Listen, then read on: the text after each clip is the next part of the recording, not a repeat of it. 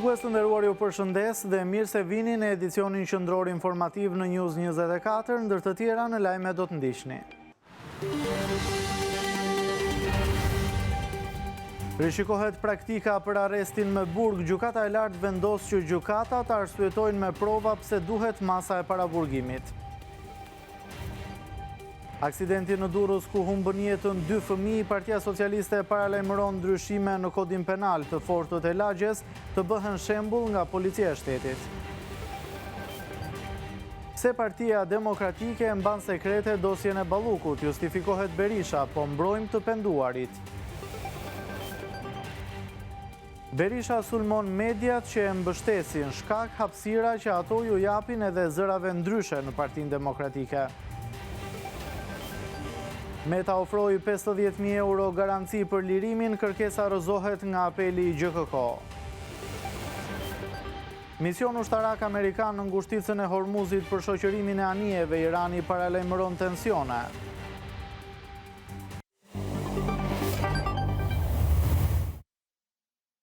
Njihemi tani më gjërësisht me zhvillimet e ndodhura deri në këto momente. Kolegjet e bashkuara të Gjykatës së Lartë të Shqipërisë ndryshojnë pas 15 vitesh praktikën për masat e sigurisë, duke forcuar mbrojtjen e lirisë personale.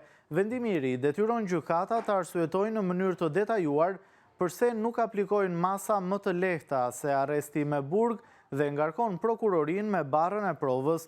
Nisma e ndërmarrë nga kryegjyqtari Sokol Sadushi ka nxitur debat të fortë për ndikimin e saj në çështje aktuale të ndjeshme, ku përfshihen figura të rëndësishme të politikës. Unanimisht, kolegjet e bashkuara të Gjykatës së Lartë ndryshuan pas 15 vitesh një vendim unifikues të 2011-s, që lidhet me kushtet dhe kriteret për caktimin e masave të sigurisë ndaj të dyshuarve në konflikt me ligjin. Në vendimin e mëparshëm, gjykatat nuk kishin detyrimin të arsyetonin se përse masat alternative më pak kufizuese për lirinë e personit se sa arresti në burg ishin të papërshtatshme për të caktuar ndaj tij. Kolegjet e bashkuara ju ngarkuan detyrë gjykatave më të ulta që ta bëjnë një arsyetim të tillë. Gjykata ka detyrimin të shqyrtojë realisht masat e tjera më pak kufizuese të lirisë personale dhe të arsyetojë shprehimisht përse ato nuk janë të mjaftueshme në raste konkrete. Kolegjet ju kërkojnë gjykatave më të ulta të analizojnë me kujdes rrezikshmërinë e të dyshuarit dhe jo të nisen vetëm nga vepra penale.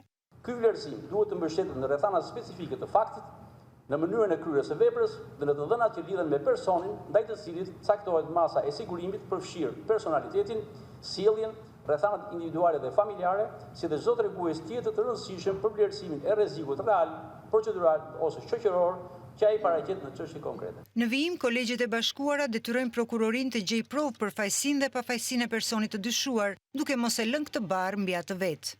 Barra e justifikimit të nevojës për caktimin dhe vijimin e masës së sigurimit arrest të burg i takon prokurorisë. Në vendimarrjen e saj, gjykata nuk mund të kushtozohet nga paraqitja ose jo e provave pozitive nga i pandehuri. Nisur nga fryma e re unifikuese, Gjykata e Lartë vendosi të rrëzojë rekursin e prokurorisë që kërkonte rikthimin në paraburgim për Bektash Zenelin, rast që nxiti mbledhjen e kolegjeve të bashkuara dhe ta lënën masën e sigurisë arrest shtëpie. Sipas Gjykatës së Lartë, rekursi i prokurorisë në rastin konkret nuk gjente mbështetje në ligj. Nisma për ndryshimin e praktikës unifikuese për masat e sigurisë u ndërmor nga kryegjyqtari Sokol Sadushi, ku në paraburgim përfunduan njerëz të rëndësishëm të politikës dhe për këtë shkak kjo sipërmarrje e tij është shoqëruar me kritika të forta.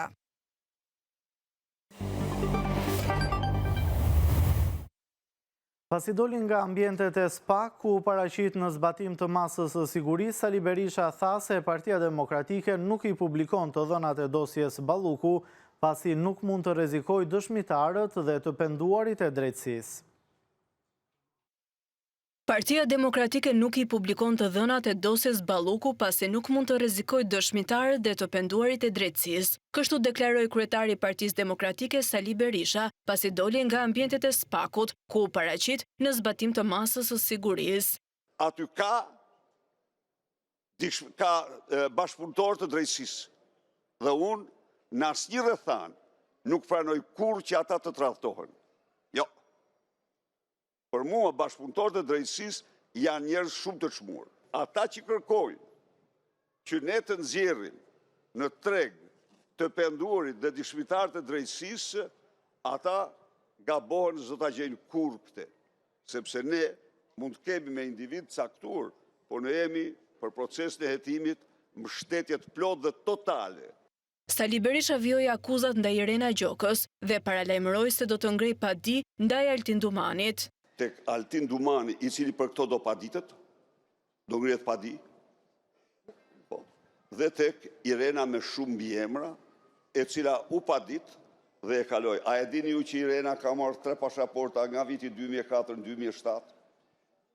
Ndrrimi i pasaportave, ndrrimi i emrave ka qenë profesioni i saj. Pas ka bën qeverinë tuaj. Po pse pa me kate fare ka qenë qeveria ime thuti? Po ka ndodhur ajo, ka korruptuar në një ajo. Lidhur me protestën e 8 majit, Berisha tha se strategjia e Partisë Demokratike do të komunikohet sapo të shihet e domosdoshme. Pasi siguroi një garë pa rival në zgjedhjet e brendshme, Sali Berisha ka disa ditë që akuzon mediat për hapësirën që u japin zërave kritik në Partinë Demokratike, por detyra e medias së lirë është të pasqyrojë realitetin dhe të jap hapësirë për çdo mendim, pa filtra dhe pa ndikim politik.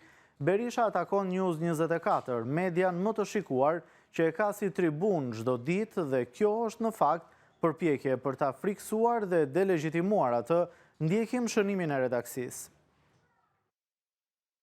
Pasi hapi rrugën për të konkuruar i vetëm në zgjedhjet e brendshme, Sali Berisha ka zgjedhur të hap një tjetër front, ato me mediat.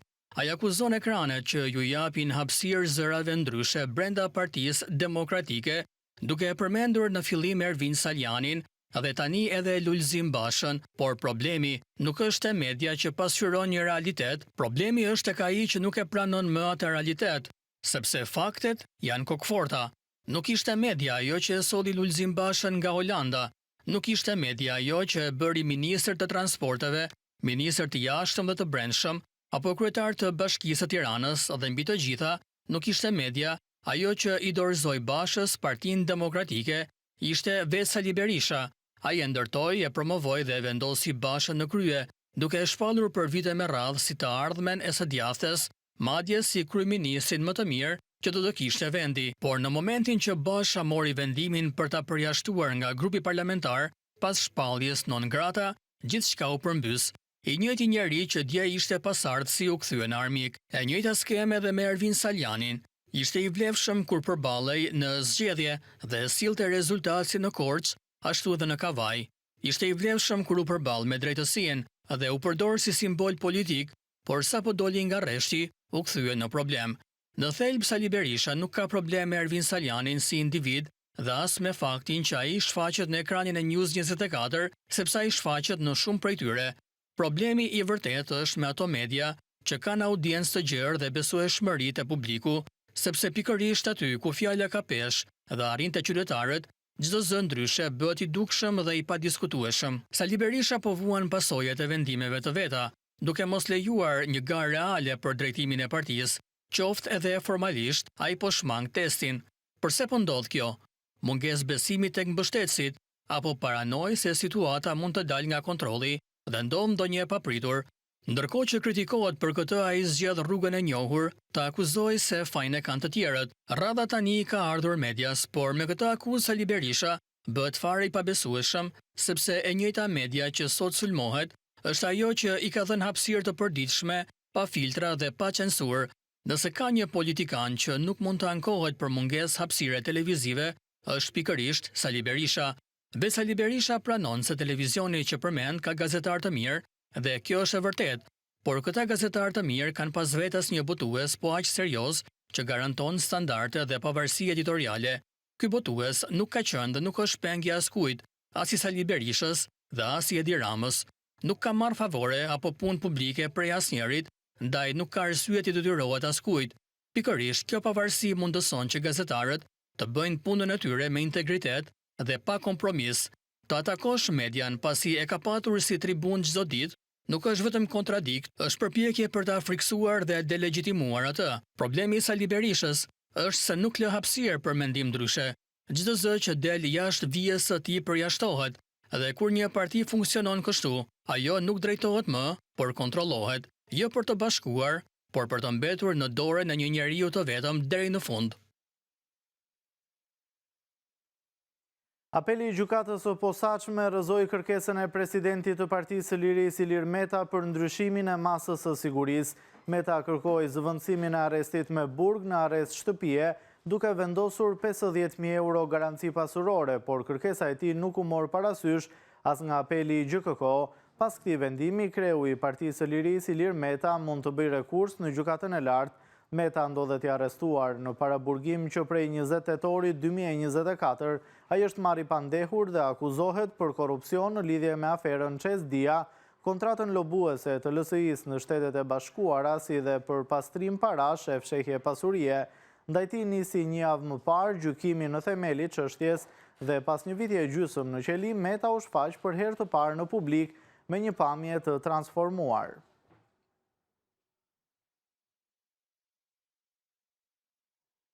Vendimi i gjykatës kushtetuese për unifikimin e pagave të gjyqtarëve kaloi pa pengesa në Komisionin e Ligjeve, si mazhoranca dhe opozita kërkuan që një vendim i tillë të zbatohet brenda afateve të përcaktuara që në praktik parashikon rritjen e pagave për gjyqtarët. Mazhoranca dhe opozita gjetën dakordsinë në Komisionin Parlamentar të Ligjeve për të zbatuar vendimin e gjykatës kushtetuese për unifikimin e pagave të gjyqtarëve. Në mbledhjen e komisionit, deputeti demokrat Ivi Kaso kërkoi nga kuvendi që të trajtojë në kohë çështjen, duke rekomanduar dërgimin e saj në parlament për miratim. Çështja e pagës së gjyqtarëve dhe të prokurorëve sigurisht është një çështje me një rëndësi të veçantë, pasi lidhet në mënyrë të drejtë për drejtë me elementin thelbësor të një pushteti të pavarur, pushtetit gjyqësor, siç është ai i pavarësisë, pavarësi e cila sigurohet jo vetëm nëpërmjet shmangjes të ndërhyrjeve të papërshtatshme të pushteteve të tjera në këtë pushtet, por mbi të gjitha nëpërmjet garantimit të një statusi dinjitoz të trajtimit të tyre në raport me atë çka janë përgjegjësitë dhe çka është pritshmëria e publikut nga performanca e një pushteti të tillë kaq të rëndësishëm për balancën e pushteteve dhe për vetë demokracinë në një vend. Në kuadër të zbatimit të këtij vendimi, deputeti socialist Fatmir Xhafaj i drejtoi një kërkesë qeverisë. Unë do të sugjeroja që spari qeveria ty në një dialog me përfaqësuesit e institucioneve të drejtësisë për të zgjidhur një ekuilibër shumë të mirë se deri tani ndërmjet pagës së magjistratëve dhe pagave të tjera në hierarkinë e pagave në Republikën e Shqipërisë. Është e nevojshme që nga ky rishqyrtim të vendoset edhe një ekuilibër i brendshëm i pagave brenda sistemit. Po në këtë mbledhje, socialistët dhe demokratët vendosën të zbatojnë një tjetër vendim të gjykatës kushtetuese, atë për ndryshimet në rregulloren e kuvendit, duke dërguar raportin përkatës në parlament.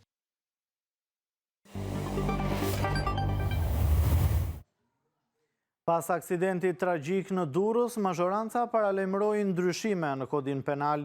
Kreu i grupit Auland Balla tha se të fortët e lagjeve nuk duhet të kenë patent dhe i bëri apel policisë për kontrolle të vazhdueshme. Kreu i Partisë Demokratike Sali Berisha e konsideroi autorin e aksidentit si patronazhist votash. Duke u përullur me respekt para kësaj tragjedie, ju ftoj të nderojmë kujtimin me 1 minutë heshtje.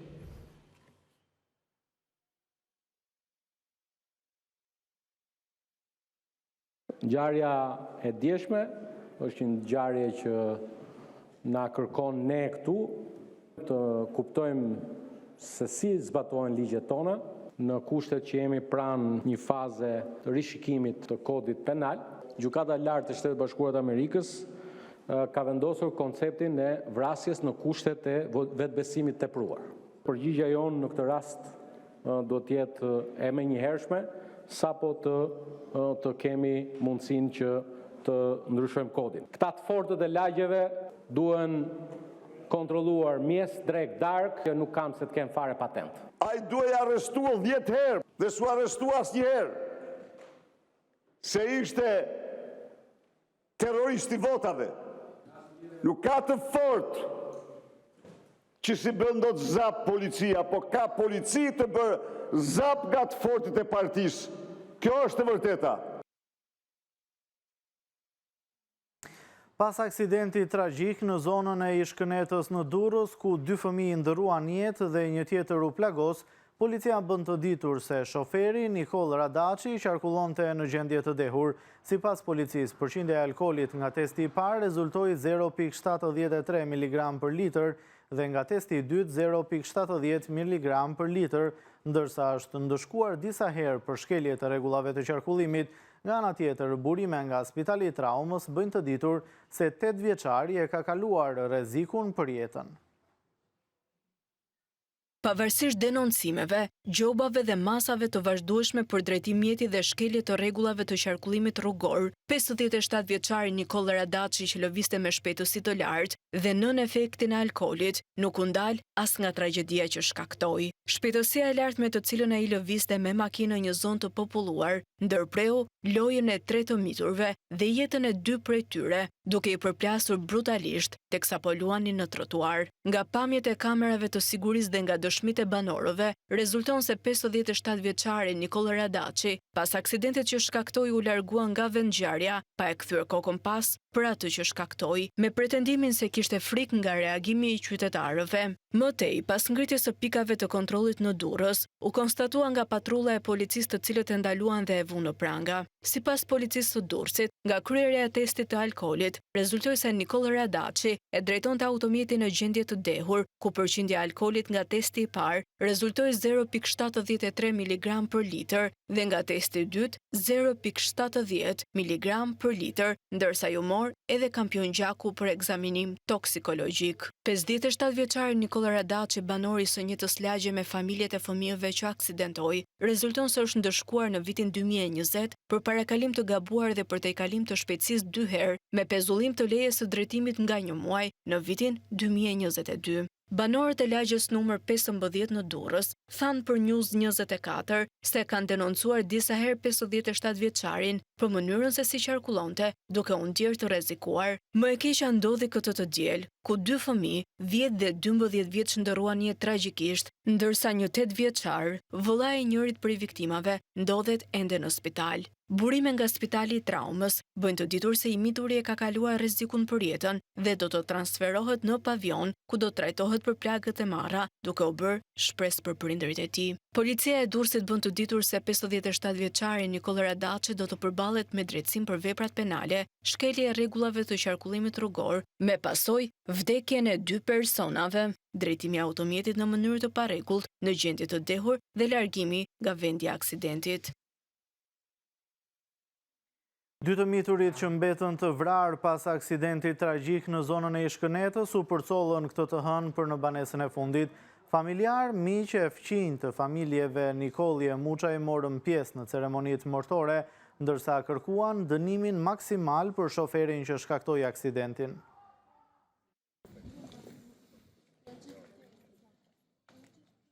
Me zdhimbjes të thellë, lotëve e me lule në duar, familjar të afërm, miq e fëqinj, i dhanë lamtomirën e fundit 2 të miturve që u përplasën tragjikisht nga një automjet që lëviste me shpejtësi në lagjen e tyre.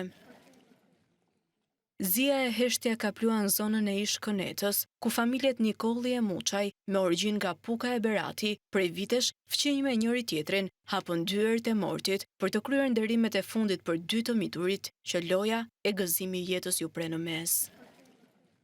Në dhimbjen që s'ka ngushëllim për prindërit, miqtë e 2 familjeve shprehen të tronditur për ngjarjen dhe kërkojnë dënim maksimal për shoferin që sipas tyre ishte njëri problematik në zonë. Nuk kemi fjalë se çfarë thosh për këtë që ndodhi. Se nuk se ishte era e parë për atë lloj personi. Ka qenë problematik në lagje? Ka qenë problematik. Kur ishte i papir, nuk ishte njëri më të mirë se ai. Po ama kur pinte nuk din pse. Nuk di ç'të themi, nuk e di. Jo vetëm unë, gjithë Shqipëria po e përjeton. Njëra familje jatu shetë smur në Itali, në me mori vështeri, për vetë smur, truditje e madhe, e se për fajt policisë, fajt shtetit. Të përmua shtetit, të serë policia për të një rastis. Krimi mi madhë, kjo është, kaqë. Po ashtu, me frikën e hakmarrjes së mundshme, policia e Durrësit ka mundësuar shpërnguljen e familjes së shoferit Nikol Radaci, që në gjendje të dehur u mori jetën 2 të miturve, 10 dhe 12 vjeç. Shkolla 9-vjeçare Demokracia në Durrës, ku 2 të miturit ishin nxënës, shprehun ngushëllime për humbjen e të vegjëlve, e po ashtu shokët e tyre të klasës, të pikëlluar, morën pjesë në ceremoninë martore. Kjo ngjarje nuk është rast i izoluar, është thirrje për më shumë përgjegjësi personale dhe reagim institucional, jo thjesht me shkrime formale, por me masa në terren. Pas aksidentit të rënd në Durrës, kryepolici Skënder Hita ka pezulluar nga detyra deri në përfundim të hetimeve drejtorin e policisë së qarkut Durrës, Afrim Tafa, duke zëvendësuar përkohësisht në detyrë me Ervin Hodajn. Pezullimi nga detyra për performancë të dobët, Hita vendosi edhe për zëvendës drejtorin për rendin dhe sigurinë, si dhe për shefin e sektorit të policisë rrugore. Pas aksidentit tragjik në Durrës, ku shoferi 57 vjeçar Nikol Radaçi i dehur i mori jetën 2 fëmijëve të mitur dhe një tjetër e plagosi rënd, pezullohet zinxhiri i komanduesi i policisë në këtë qark. Me urdhër të kryepolicit Skënder Hita dhe në zbatim të rregullores së policisë së shtetit, u pezulluan nga detyra për performancë të dobët në përmbushjen e detyrave. Drejtori i policisë Durrës, Afrim Tafa, në vend të tij është komanduar Ervin Hodaj. Pezullim nga detyra u vendos edhe për zëvendës drejtorin për rendin dhe sigurinë publike, Zia Sulaj, si dhe për shefin e sektorit të policisë rrugore, Kreshnik Skëndo. Ndërkohë, Drejtoria e Standardeve Profesionale në Drejtorinë e Përgjithshme të Policisë së Shtetit ka nisur hetimin disiplinor për të vlerësuar nëse ka apo jo përgjegjësi në radhët e punonjësve të policisë për këtë rast. Ndërsa një grup i posaçëm ekspertësh në Drejtorinë e Policisë Rrugore, të cilët mbërritën dhe në vendngjarje, vijojnë hetimet për të analizuar shkaqet dhe rrethanat e aksidentit.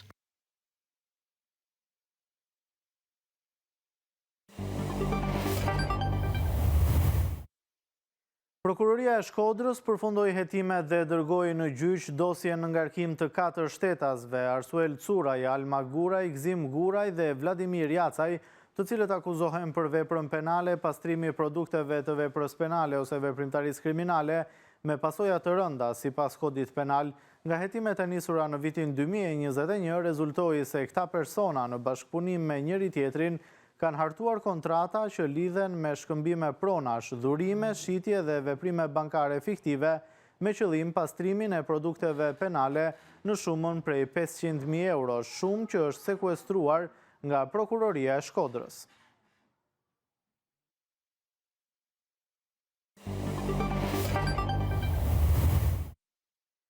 Deputetët e opozitës janë shprehur me kritika të forta ndaj artikullit të përbashkët të kryeministrit Rama dhe presidentit serb Vučić. Për opozitarët, artikulli dëmton shumë procesin e integrimit evropian të Shqipërisë. Në Komisionin e Jashtëm, ministri i Jashtëm Ferit Hoxha tha se artikulli nuk zëvendëson rrugën që Shqipëria po ndjek drejt Bashkimit Evropian.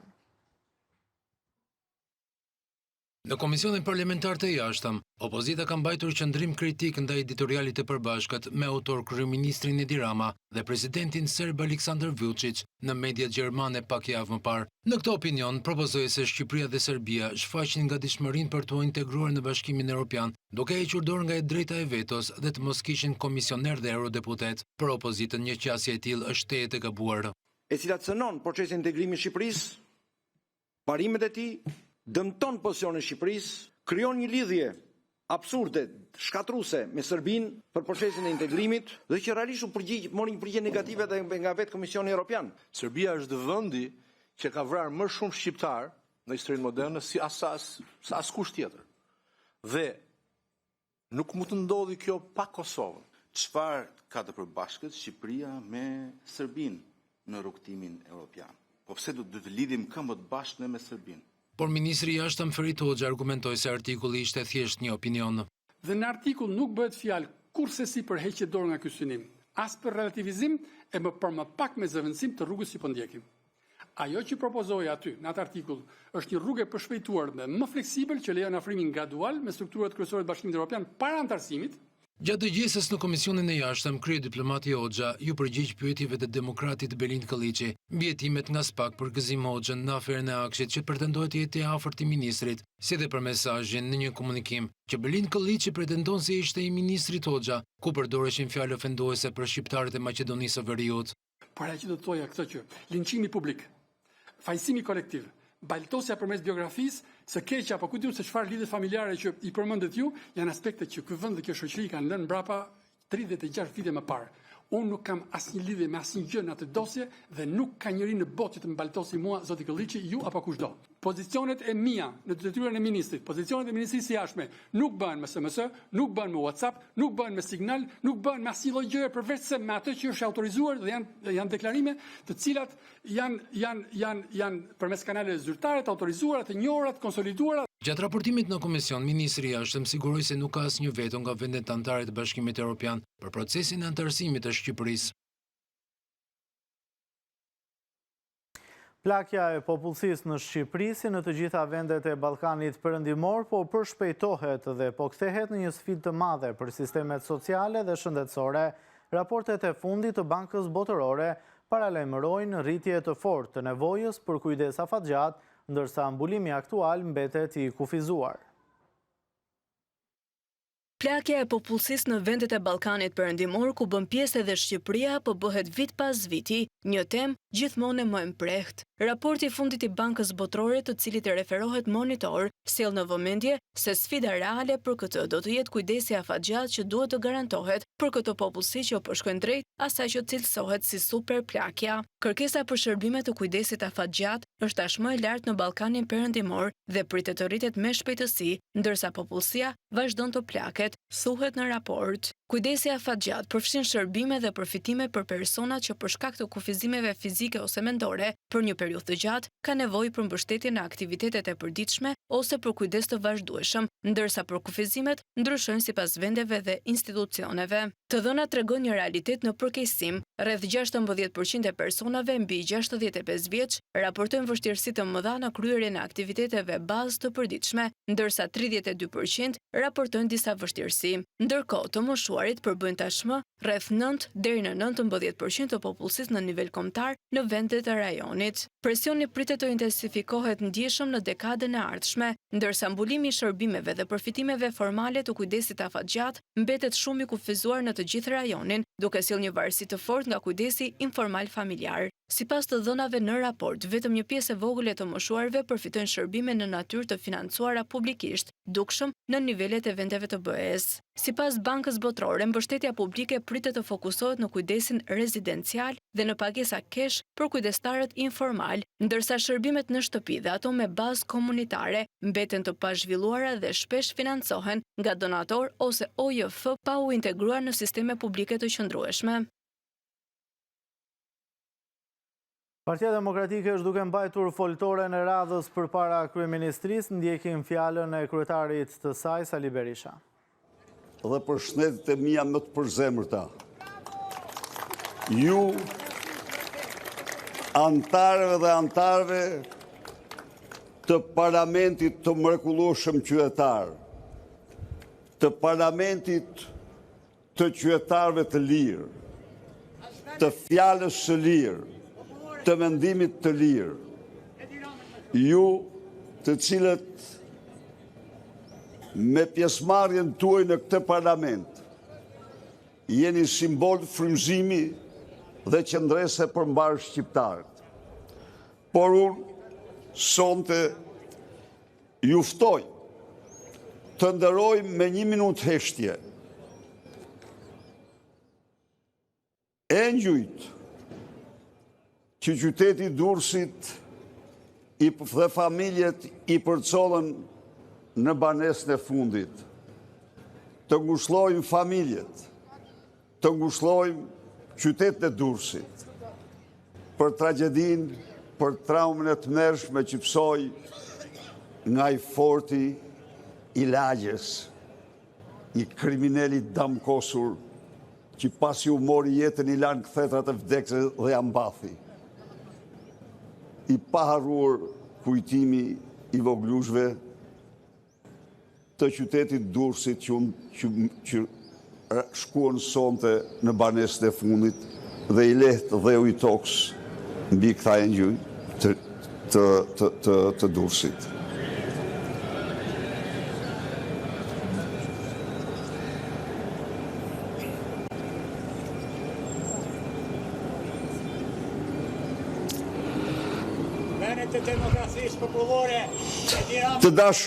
Të dashur miq, ne mblidhemi sot në këtë shesh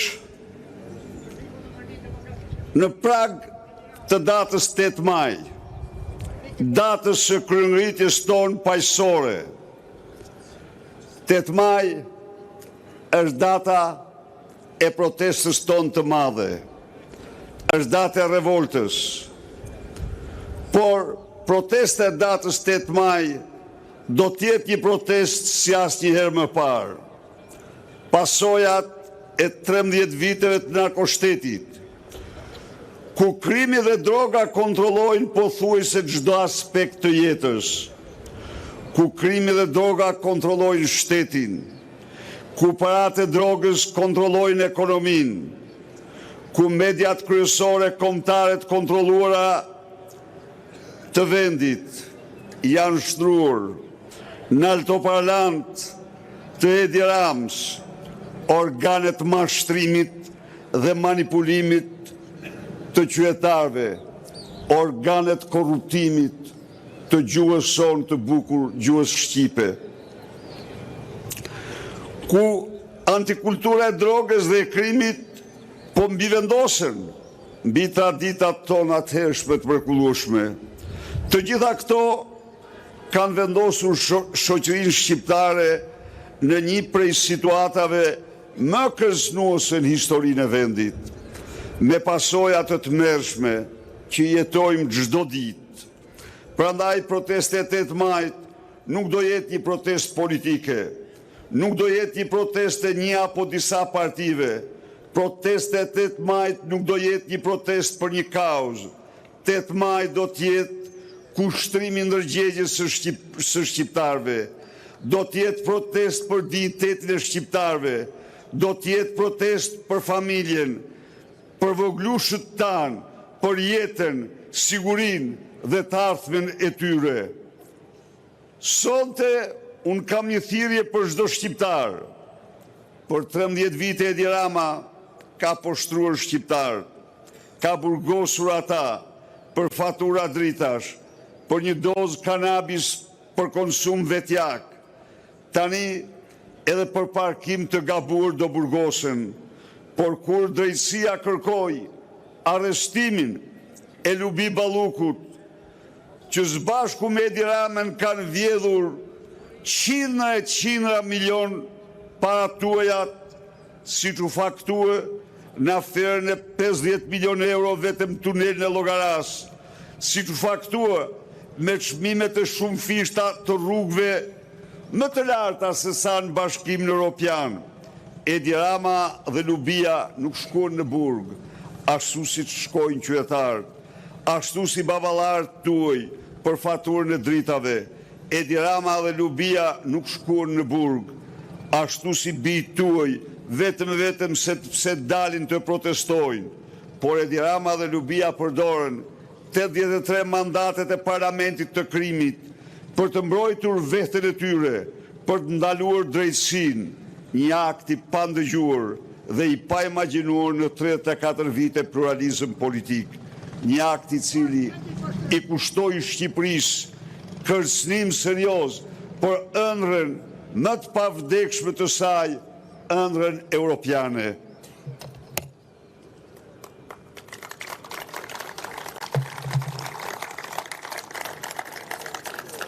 Si që është faktuar nga deklarata të shumta të zyrtarëve europian, si që u faktuar në rezolutën e fundit të IDU-s, që u firmos falë opozitës, si që është faktuar dhe me raportin i barë, i cili shqyrtohet çdo javë në Bruksel, por klasën nuk e kalon akoma dhe çdo javë rëndohen kërkesat me të drejtë ndaj Shqipërisë, sepse Shqipëria është vendi vetëm që përdor parlamentin si mburoj për vjedhjet dhe krimin. Sonte, unë kam një thirrje për çdo të ri shqiptar. Të jesh i ri dhe të ndërtosh jetën në Shqipëri, sot e vërteta është mision pothuaj i pamundur. Kjo jo për fajin tuaj, jo prej pafësisë suaj, siç shpesh përpiqen t'ja u thonë, as për dembelizmin tuaj. Por si mund të ndërtosh jetën në një vend ku Lubi Balluku zotron 300 apartamente, ndërsa një të riu i duhen 104 vite punë për të blerë një apartament në kryeqytet. Si mund të ndërtosh jetën në një vend ku Ergjys Agasi, koordinatori Edi Rams me kartelet e drogës dhe krimit të organizuar, zotron mbi 20 lloj pasurish, apartamente, garazhe, troje, pyje, resorte, automjete luksoze, të gjitha pasuri të vëna nga parat e vjedhura nga qytetarët, nga parat e krimit. Nga parat e krimit që a i ndan me Edi Ramën. Si mund të ndërtosh jetën në një vend ku Linda Karçanaje Akshit merret një ditë në mbrojtje nga Edi Rama dhe deklaron se ajo jeton në shtëpi me qira dhe pak javë më vonë dalin apartamente, vila në qytetet ndryshme, ullishte, automjete luksoze, llogaritë shumta bankare, të gjitha në pronësi të Lindës së Akshit, të gjitha këto parat të vjedhura qytetarëve shqiptar. Të gjitha këto parat që kanë në bazë pengmarrje mafioze të biznismenve që të mos guxojnë të konkurojnë në tendrat ku konkuron krye peshkaqeni Armand Frangu, kunati i Linda Rams. Si mund ndërtosh jetën në një vend ku çifti Rama, Edvini dhe Linda me kunatin e tyre vjedhin qindra milion euro nga Akshi, parat të takspaguesve shqiptar si në kopshtin e tyre privat. Prandaj thirrja ime për çdo të ri, në 8 maj, me zemrim, me revolt, të zbresim në shesh për të ardhmen e tyre. Thirrja ime për prindrit, veçanërisht për çdo prind që ka fëmijë, por ata që kanë një përmbesa, sot në shumë se kur duhet protestoni për jetën dhe sigurinë e fëmijëve tuaj. Duhet protestoni për pagat e ulta, protestoni për çmimin e lartë të naftës dhe transportit, për shërbimet mizerabel që u rezervohen, për trafikun e kushtueshme. Por pasuria më e madhe e njeriut janë fëmijët e tij. Dhe kur një shoqëri nuk arrin dot të mbrojë fëmijët e saj, ajo shoqëri ka falimentuar, ajo shoqëri ka dështuar. Nuk do doja kur të përmendja një tragjedi ende të freskët, por vrasja e fëmijëve po kthehet në Shqipëri vitet e fundit në një epidemi kronike. Kjo nuk është vetëm një fatkeqësi nga më të dhimbshmet, por është një krim, kur shes se gjitha këto vrasje i kishin të gjitha mundësit të parandaloheshin dhe këta voglush të ishin të rritur, të ishin në moshë tjetër. Ju kujtoj voglushën Jonada Avdia, erdhi nga Anglia me tjatin për të kaluar pushtimet në Himar. I forti me uniform i mori jetën me skaf. Komisari narkopolicisë. Voglushi Martin Cami u vra në një sherm banal, jo në lokal, por në ambient të shkollës së tij 9-vjeçare, nga fëmia i të fortit të partisë. Sepse shteti dështoi të marrë masat më minimale në mbrojtjen e nxënësve të shkolla, në institucione. Dhe një akt kriminal Një vdekje tragjike për të mbyllur TikTokun sepse trit nuk e onepsin këte arrogant dhe janë gjithë ditën kundër ti. Sfundi edhe 2 voglusht e vrarë në Durrës dhe tjetri që po lufton me jetën, po losë në trotuar, i forti,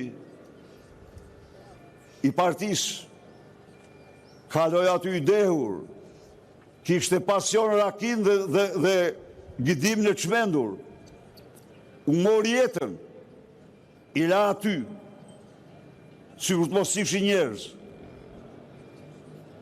Ishte përsëritës, terrorizon të lagjen, por kishte imunitet.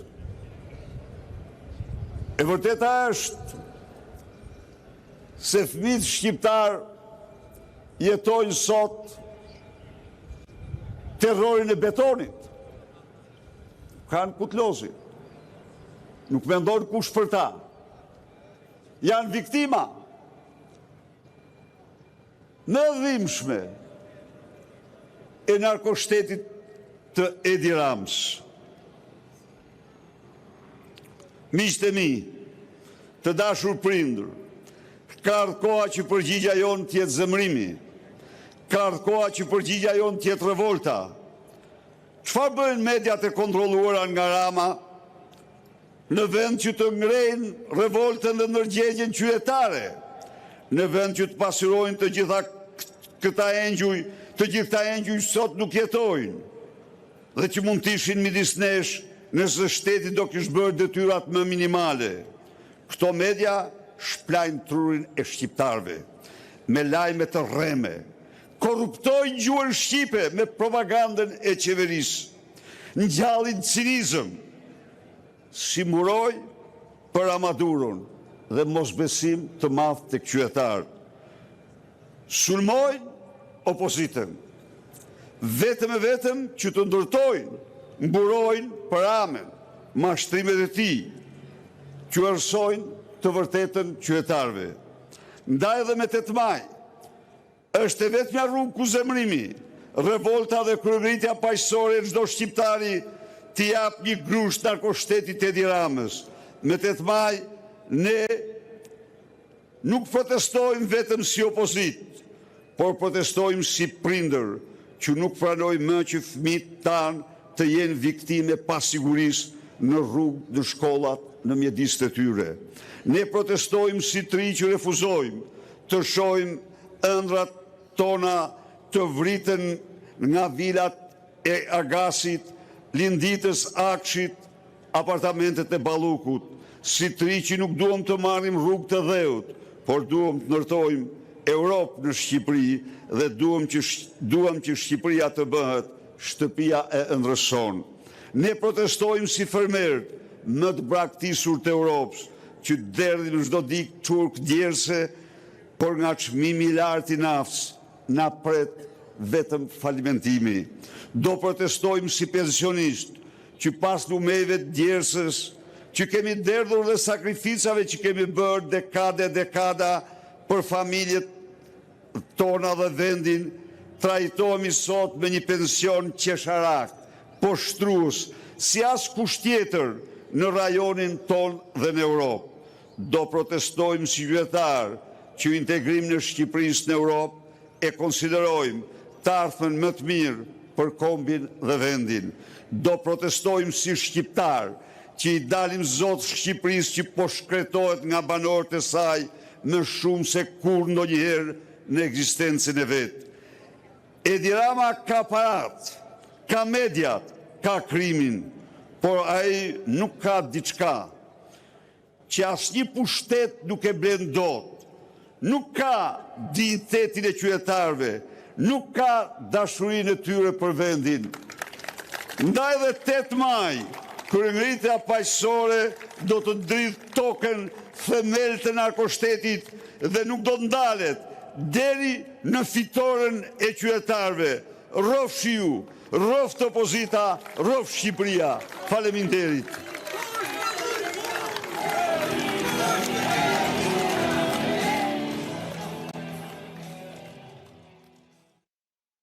Kemi ndjekur fjalën e kryetarit Partisë Demokratike Sali Berisha në foltoren e mbajtur përpara kryeministrisë, vjo mëtej me të tjera informacione. Më shumë se 30 udhëheqës europian së bashku me kryeministrin e Kanadas janë mbledhur në kryeqytetin e Armenisë, Yerevan, për të marrë pjesë në samitin e Komunitetit Politik Europian. Në samit merr pjesë edhe kryeministri Rama dhe kryeministri i Kosovës Kurti. Samiti i Bashkimit Evropian në Yerevan ka një domethënie sepse Armenia konsiderohet aleati më i ngushtë i Rusisë në Kaukazin Jugor. Më shumë se 30 udhëheqës europian së bashku me kryeministrin e Kanadas janë mbledhur në kryeqytetin e Armenisë, Yerevan, për të marrë pjesë në samitin e Komunitetit Politik Evropian, në vendin që prej kohësh konsiderohet aleati më i ngushtë i Rusisë në Kaukazin Jugor. Në samitin e Komunitetit Politik Evropian që një vit më parë u mbajt në Tiranë, merr pjesë edhe kryeministri i Shqipërisë Edi Rama dhe kryeministri i Kosovës Albin Kurti. BE-ja ka thelluar lidhjet me Armeninë, ndërsa ndikimi rus është zbehur që nga pushtimi në shkallë të plotë i Ukrainës, i cili shihet si shpërqendrim i vëmendjes së Moskës nga vendet të tjera që ajo i konsideron si të afërta. Të martën kryeministri i Armenisë Nikol Pashinyan dhe udhëheqësit e BE-s Ursula von der Leyen dhe Antonio Costa pritet të mirëpresin zyrtarisht konceptin e një misioni të BE-s për të kundërshtuar ndërhyrjet e huaja në Armeni në samitin që po mbahet në Yerevan, ku do të diskutojnë gjithashtu për energjinë, transportin dhe mbështetjen ekonomike. Një zyrtar i lartë i BE-s e përshkroi samitin BE-Armeni si një moment kritik në marrëdhëniet e tyre dhe një simbol të Armenisë që gradualisht ngadalë po riorientohet gjeografikisht drejt perëndimit. BE-ja po përpiqet të përmirësojë lidhjet e transportit dhe tranzicionin e gjelbër në Armeni dhe ka nisur bisedime që përfundimisht mund të lejojnë armenëve udhëtimin pa viza në blok për qëndrime të shkurtra. Armenia ishte prej kohësh aleati më i fortë i Rusisë në Kaukaz, por zhgënjimi filloi pasi Moska dështoi të dërgonte ndihmë ushtarake gjatë luftrave në Nagorno-Karabakh të viteve 2020 dhe 2023. Por Armenia vijon të mbetet në presion të madh nga Rusia, i cili është një partner i rëndësishëm tregtar dhe sigurie dhe që ka një bazë ushtarake në qytetin e Gjumrit. Presidenti Trump njoftoi se forcat amerikane do të shoqërojnë anijet neutrale të bllokuara pranë ngushticës së Hormuzit për t'i nxjerrë në mënyrë të sigurt nga zona. Misioni do të përfshijë anije destroyer me raketa, avion dhe 15.000 ushtar. Ushtria e Iranit paralajmëroi forcat amerikane të hënën që të mos hyjnë në ngushticën e Hormuzit. Presidenti i Shteteve të Bashkuara Donald Trump njoftoi se duke nisur nga kjo e hënë forcat amerikane do të shoqërojnë anijet neutrale të bllokuara pranë ngushticës së Hormuzit për t'i nxjerrë ato në mënyrë të sigurt nga zona. Trump tha se kjo është një masë humanitare, ndërsa shtoi se SBA po zhvillon bisedime pozitive me Iranin për t'i dhënë fund luftës. Në një postim në rrjetin social Truth Social, Trump paralajmëroi se SBA do të reagojë nëse Irani përpiqet ta pengojë këtë mision. Nëse në çfarëdo mënyre ky proces humanitar pengohet, atëherë ajo ndërhyrje fatkeqësisht do të duhet të trajtohet me forcë, tha Trump. Shefi i Shtëpisë së Bardhë tha se kjo mas po merret me kërkesë të vendeve, anijet e të cilave kanë mbetur të bllokuara në këtë kanal ujor, pasi Irani ka kufizuar pjesën më të madhe të trafikut në përgjigje të sulmeve ajrore të SBA-s dhe Izraelit që nisën më 28 shkurt. Komanda qendrore amerikane njoftoi se misioni do të përfshijë anije destroyer me raketa, mbi 100 avion, dron dhe 15.000 ushtar. Një gazetar nga Axios, duke cituar dy zyrtarë amerikanë, tha se anijet e marinas amerikane nuk do t'i shoqërojnë drejt për drejt anije tregtare, por do të qëndrojnë në afërsi për të ndërhyrë nëse është e nevojshme për të penguar sulmet. Një zyrtar i lartë iranian paralajmëroi se Teherani do ta konsiderojë çdo përpjekje amerikane për të vepruar në ngushticë si shkelje të armëpushimit. Çdo ndërhyrje amerikane në regjimin e ridetar të ngushticës së Hormuzit do të konsiderohet shkelje e armëpushimit, njoftoi në rrjetin social X Ebrahim Azizi, udhëheqës i Komisionit për Siguri Kombëtare të Parlamentit iranian. Agjencia iraniane e lajmeve Fars raportoi se një anije luftarake amerikane që synonte të kalonte nëpër ngushticën e Hormuzit u kthye mbrapsht pasi injoroi një paralajmërim nga Marina e Iranit. Mediat iraniane raportuan se 2 raketa goditën një fregat të marinës amerikane që lundronte në për rrugën ujore, në atë që Irani e konsideroi një shkelje të sigurisë së trafikut dhe anijeve pran ishullit Jask. Ushtria e Iranit ka paralajmëruar marinën amerikane të qëndrojë larg ngushticës, pasi Donald Trump tha se Shtetet e Bashkuara do të ndihmojnë në lirimin e anijeve të bllokuara në rrugën ujore strategjike nga sot.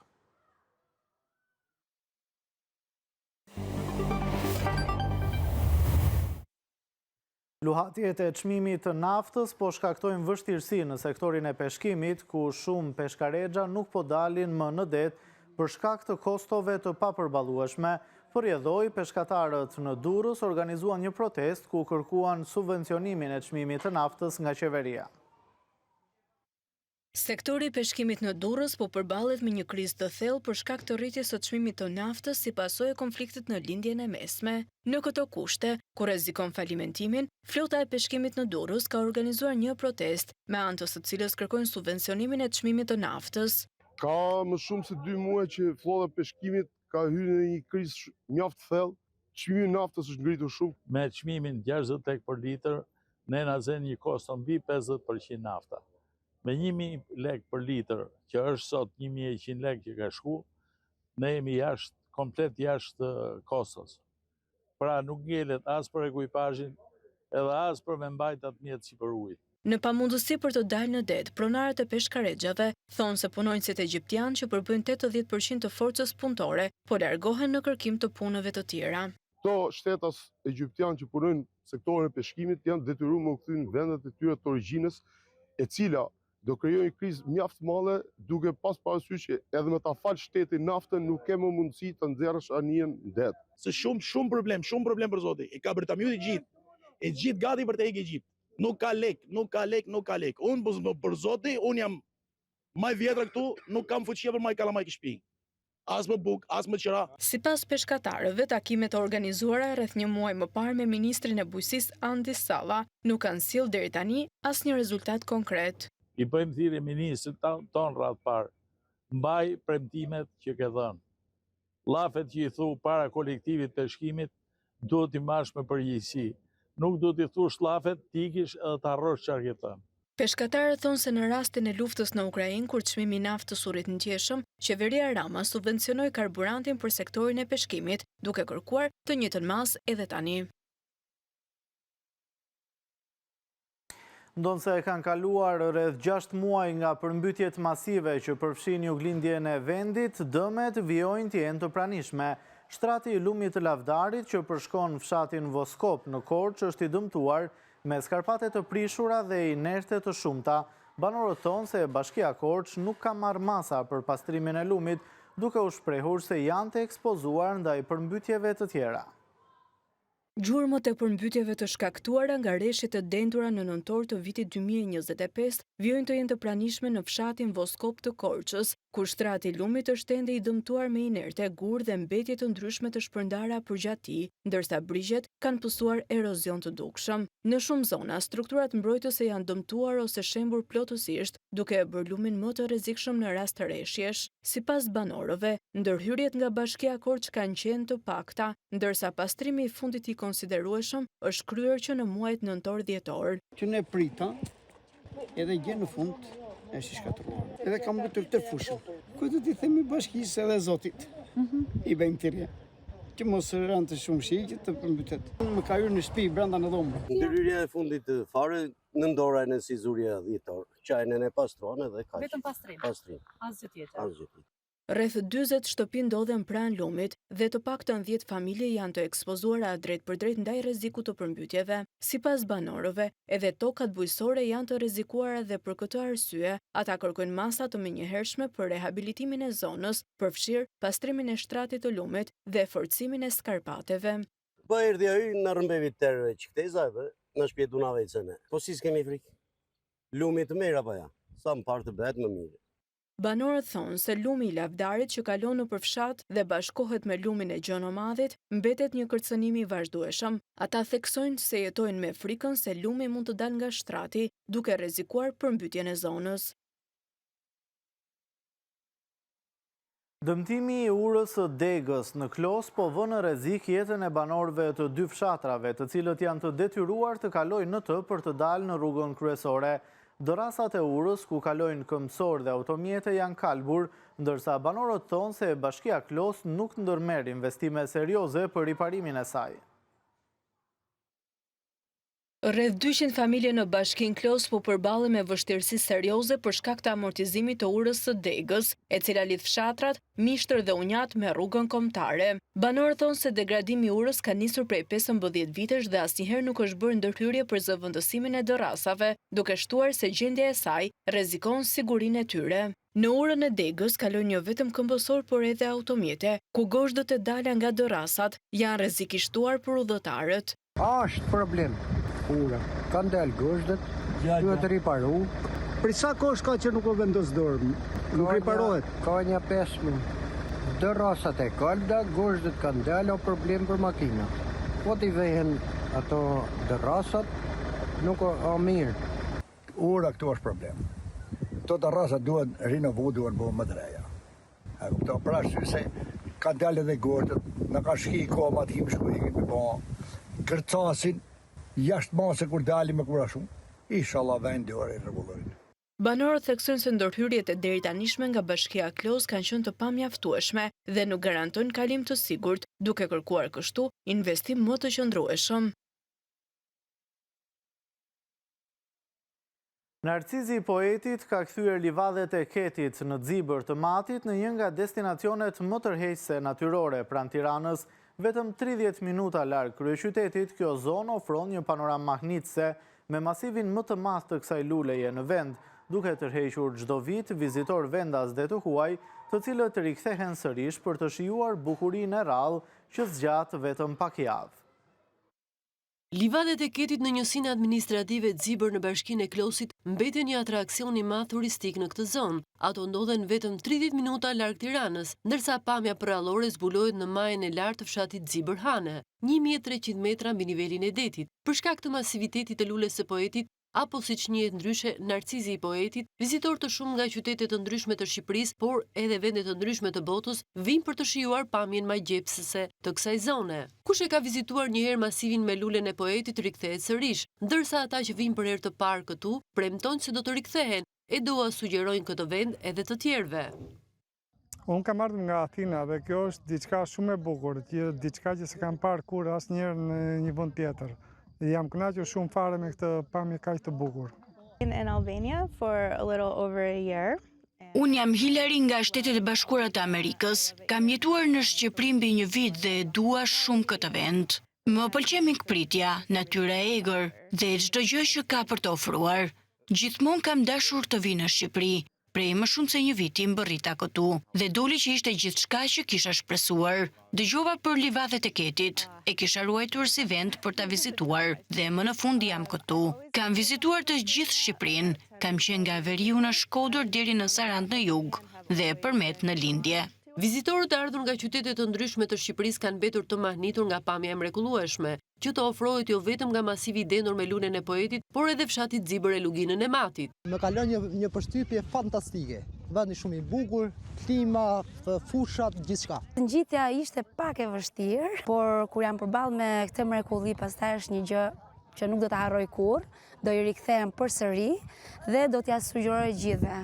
Jam afeksionuar shumë radhën e parë, edhe do bëj që për çdo vit unë do t'i rikthehem po prapë këtij malit. Livadhet e Ketit mbajnë masivin më të madh me lulen e poetit në vendin tonë, një lule që jeton rreth një muaj.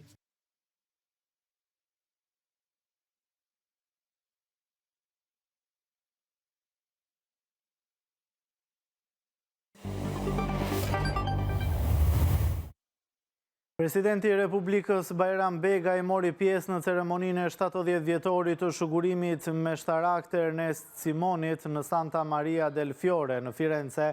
Ai e cilsoi kardinalin një simbol të gjallë të qëndresës, besimit dhe dinjitetit njerëzor, duke vlerësuar sakrificën e tij dhe të klerikëve gjatë diktaturës.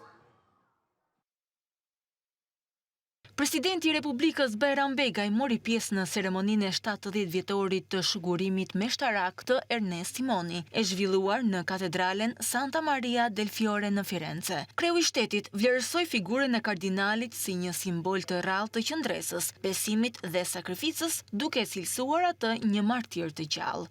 Historia juaj është një dëshmi e gjallë që asnjë regjim nuk mund ta shfarosë besimin dhe dinjitetin njerëzor. Historia juaj na mëson se besimi nuk matet në kohë të qeta, por në kohë sprove. Duke kujtuar vuajtjet e klerikëve gjatë diktaturës komuniste në Shqipëri dhe sakrificën e 38 martirëve katolik, Begaj nënvizoi se fal kësaj trashëgimie, sot vendi është një model i bashkëjetesës dhe harmonisë ndërfetare. Kjo harmoni ndërfetare është një përgjegjësi e përditshme dhe një pasuri që duhet ta ruajmë, ta kultivojmë dhe ta përcjellim me krenari te brezat që vijnë.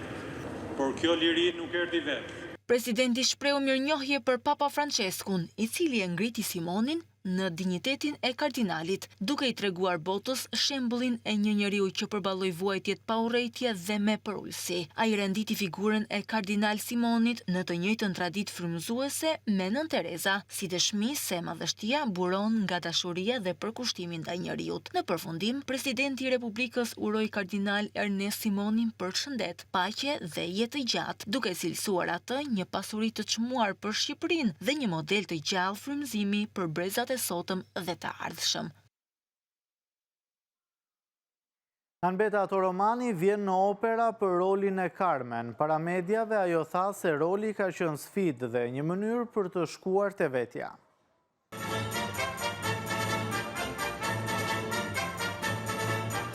Në rolin e Carmen që përçon forcën e një gruaje, Anbeta Toromani rikthehet në teatrin kombëtar të operës dhe baletit duke i dhënë jetë një personazhi që bashkon ndjesi klasike me prekje bashkëkohore.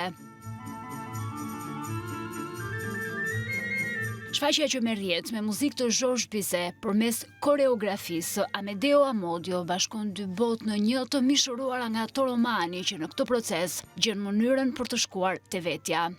Pëlqen gjua e tij dhe karakteri i tij në balet, sepse është edhe pse ka 30 vjet si balet është akoma i freskët, duket një balet i bërë në këtë ditë, nuk të vënë në vështirësinë për të mos qenë vetvetja.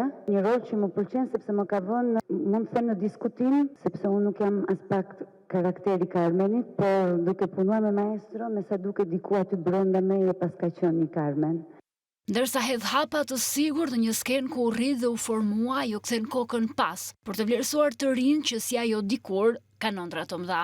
Varet nga shumë gjëra, varet nga buxheti, varet nga shumë gjëra, që nuk varet nga balerinët, sepse balerinëve atë që i ofron, ato do bëj. Po që talent ka, dhe talent Shqipëria ka pasur gjithmonë, nuk është se po si e kultivojmë këtë talentin, ky është problemi jonë. Drejtori i baletit në të kohë Bedi Bloshmi vë në dukje një shfaqje ku pasioni, forca dhe eleganca bashkohen në një nga figurat më të njohura të skenës. Carmen është simboli i lirisë dhe pasionit. Është ajo grua që do të jetojë sipas rregullave të saj. Në këtë version të Amedeo Amodios vjen në një mënyrë më aktuale, më drejt për drejt. Në ndirigimin e Griti Krajes, trupa e baletit dhe orkestra simfonike e Tkop kanë ndërtuar një shfaqje ku lëvizjet e tingujt i japin jetë personazheve dhe përmes tyre mesazhe shoqërisë me gjuhën e trupit. Në rolin e Carmen, në dy net të ndryshme janë Anbeta Toromani dhe Adela Moçollari, ndërsa përballë tyre Don Jose vjen nga Alessandro Maccario dhe Dion Gjinika. Kemi mbërritur kështu në fund të këtij edicioni informativ, por ju rikujtoj se për zhvillimet më të fundit nga vendi, rajoni dhe bota, ju mund të klikoni në balkanweb.com për të njohur me lajmet në kohë reale dhe për të informuar e për të ndjekur News 24 live në çdo moment. Faleminderit për vëmendjen, bashkë miropafshim.